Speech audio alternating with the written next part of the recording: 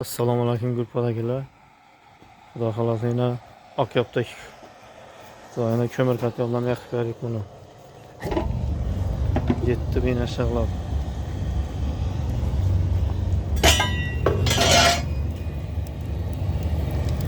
Katyol teflamakın katyolundan beri. Yaşın.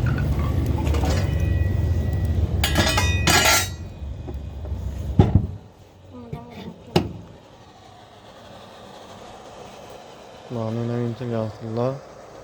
Nasoslarımız banda. Şimdi trip girip gitti bir tane. Mornam içinde bu orap çıkarıp verdik bunu ya. Hoş ayet. Eştinli bak lefede.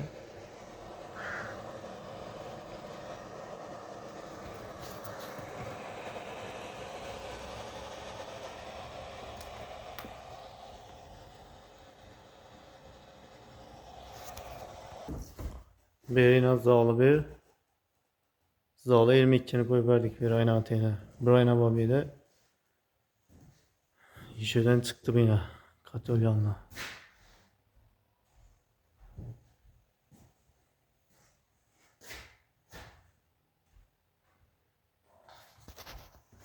Vandal ise versen turuna bir koyuluyor. Ondan da.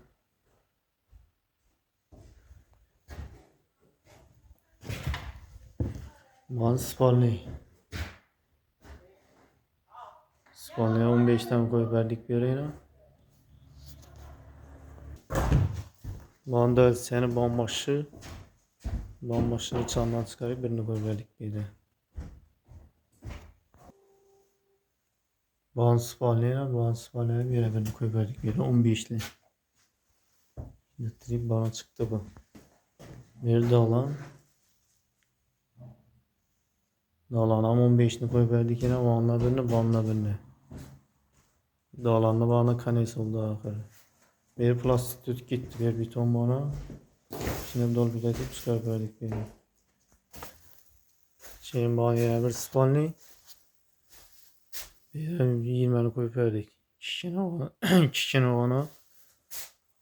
Bunlara katıp verdik beni de.